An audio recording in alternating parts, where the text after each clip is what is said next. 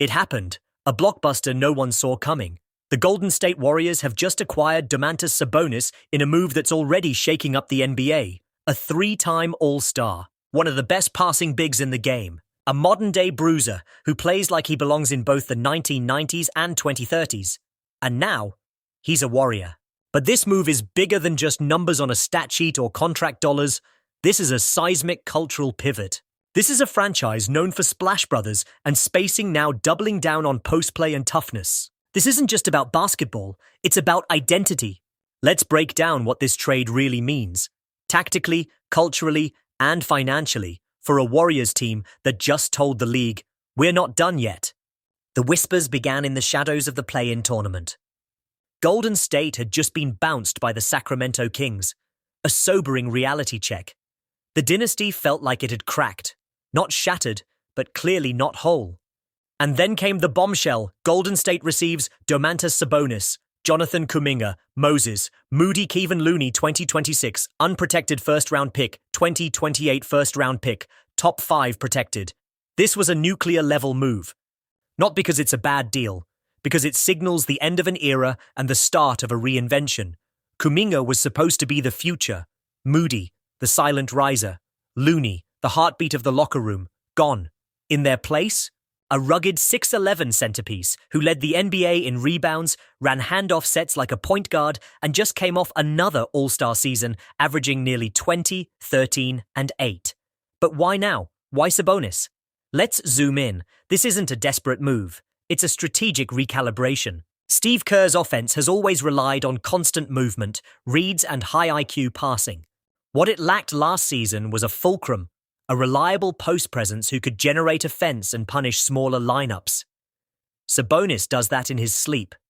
Draymond at the 4, Sabonis at the 5, Steph Curry running off split screens while Sabonis sets a hard DHO at the elbow, Klay spotting up on the weak side, Wiggins slashing baseline, Brandon Podziemski orchestrating secondary actions with second-unit scorers. This isn't just a lineup, it's a chessboard with 5 queens. Sabonis isn't Joel Embiid or Nikola Jokic, but he's in the next tier. And in this Warriors ecosystem, his playmaking expands, his post presence becomes even more valuable. And for the first time in years, Steph Curry has a big man who can relieve real offensive pressure. Golden State is leaning into the chaos of movement with a bruising anchor at the core. Let's be real, the Warriors dynasty wasn't built just on shooting. It was built on grit, on identity. On guys like Andrew Bogut, Andre Iguodala, Sean Livingston, and yes, Kevin Looney. Over the past 2 years, they tried to thread the needle between development and contention. Wiseman, Kuminga, Moody. The 2-timeline experiment was noble, but ultimately unsustainable. This trade is a declaration. The Warriors are done waiting. They're not rebuilding, they're reloading. And in Sabonis, they've found a spiritual successor to the core toughness of the early dynasty years. A lunch-pail warrior with a father who played in the league, a guy who doesn't talk, he imposes. And if you think he's soft because he plays in the post, ask Draymond Green. Ask the 2023 playoffs, when Sabonis took every hit, every stomp, every elbow, and kept coming. The Warriors just brought in a man who bleeds effort. That's culture. Let's not sugarcoat it, this is expensive. Sabonis is owed $190 million over the next 5 years. Pair that with Steph, Klay, if re-signed, Wiggins, Draymond, and you're looking at a second apron team with no wiggle room. No mid-level exceptions, no buyout options, no easy roster pivots. This is a locked-in core, but the Warriors didn't just buy a player. They bought clarity, no more hedging. No more, let's wait and see if the young guys pop, they're all in. And that's a bold, refreshing stance in a league where so many contenders hedge their bets. Oh, Brandon Podziemski now becomes a pivotal connector. His feel for the game, passing instincts, and nose for the ball complement Sabonis' game perfectly. Think of him as a mini Manu Ginobili, a wild card off the bench who sees the floor 2 passes ahead. Wiggins? He needs to recommit. This team doesn't have time for passive stretches. With Kuminga gone, Wiggins is the de facto athletic wing, and he has to own that role. Draymond? He just got a new dance partner. One who won't clog his lanes, who can take pressure off defensively, and who allows Draymond to roam like a free safety again. And Steph? He just got his gas mask. Sabonis will screen, rebound, hit cutters, and take hits inside. All the stuff Steph shouldn't have to do. All the stuff that extends Curry's prime. This move isn't about 2025. It's about keeping 30 in blue and gold until he decides he's done. Are the Warriors instant title favorites? No. Are they better than they were yesterday? Absolutely. The West is stacked. Denver still has Jokic. Minnesota's defense is historic. The Thunder are ascending. The Clippers still loom. But what Golden State has now is clarity, a real identity, a front court centerpiece, a reborn hunger. This team isn't trying to win the press conference. They're trying to win the fourth quarter of Game 6 in May, and they just gave themselves a real shot. This trade isn't just about Sabonis. It's about legacy. It's about Steph's final chapters being written with real support. It's about Draymond being re-energized by a kindred spirit. It's about letting go of potential for the certainty of now. The Warriors are telling the league, we're not clinging to the past, we're building something new, again. If it fails, they own it. If it works, it's another chapter in the most transformative dynasty in modern basketball, absolutely. Here are 4 more detailed acts that expand the video to give it even greater depth, nuance, and longevity. These new acts further explore the ripple effects of the Sabonis trade, including its impact on Steve Kerr, rival teams, the Warriors' evolving brand, and the long-term pressure it places on the front office. Steve Kerr has coached many identities. The ball movement juggernaut from 2015, the KD-led flamethrower of 2017, the gritty, short-handed crew of 2022. But 2024 exposed something. The system needed new blood. Sabonis gives Kerr the closest thing he's had to Andrew Bogut since, well, Bogut. He's not a lob threat like Wiseman was supposed to be. He's not a spacing big, but he thinks the game the way Kerr wants his players to think. He sees the next action. He knows how to run a delay set, a split cut, a high-low look from the elbow. And here's what makes it even more dangerous. Kerr doesn't have to abandon the Warriors' DNA. He just gets to add more to the library, more post actions, more triple handoff sets. More misdirection that flows through a big who can actually pass and punish switches. This isn't a player fitting into a system. This is the system adapting to a new engine. Let's talk power shifts. The West has been crowded with young, ascending teams. The Thunder, the Timberwolves, the Pelicans, even the Rockets are coming. But the Sabonis trade forces every contender to pause.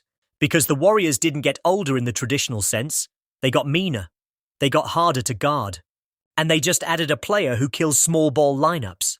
The Nuggets, who have long torched the Warriors in the paint, now have to think twice. Jokic versus Looney was one thing. Jokic versus Sabonis plus Draymond? That's a brawl. The Lakers, who exploited Golden State's lack of size last year, won't have that luxury now. And the Kings? They just gave their best player to their bitterest rival.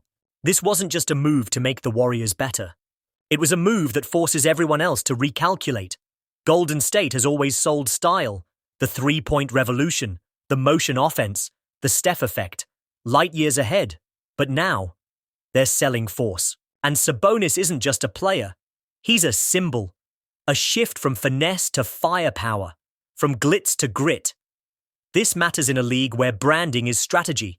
Look at what Miami sells. Look at what Memphis tried to build. Now look at Golden State.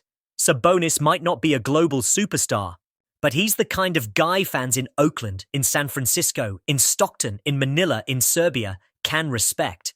Because he plays hard, because he's unselfish, because he represents effort. The Warriors aren't just trying to win games. They're trying to re-establish their edge, and this trade helps them do that. Sabonis doesn't just bring numbers, he brings nasty, and that's contagious. Draymond Green has always needed fire to stay engaged. After nearly a decade of wars, a new big man invading his front court territory could do something rare. Reignite him. Draymond isn't just going to mentor Sabonis, he's going to go to war with him.